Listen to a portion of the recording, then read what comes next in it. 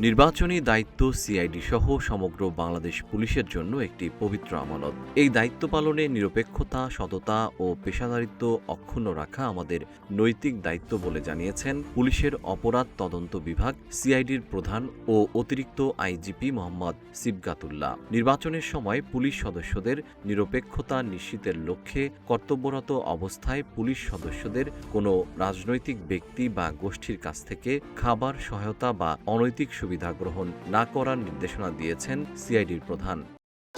ভবিষ্যৎ হোক নিরাপদ, বিনিয়োগ হোক বিশ্বস্ত, আর আমার পছন্দ সল্ট বে।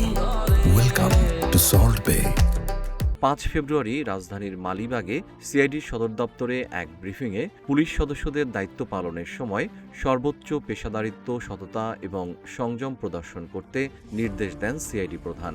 আসন্ন নির্বাচনে পুলিশ সদস্যদের নিরপেক্ষতা বজায় রাখার লক্ষ্যে বেশ কিছু গুরুত্বপূর্ণ নির্দেশনা দেন তিনি জানান, পুলিশের প্রতি আমাদের প্রত্যাশা হল তারা নিরপেক্ষতা বজায় রেখে দায়িত্ব পালন করবে। নির্বাচনী সময়ে কোনো পুলিশ সদস্য যেন সামাজিক যোগাযোগ মাধ্যমে কোনো রাজনৈতিক মন্তব্য বা তথ্য শেয়ার না করে।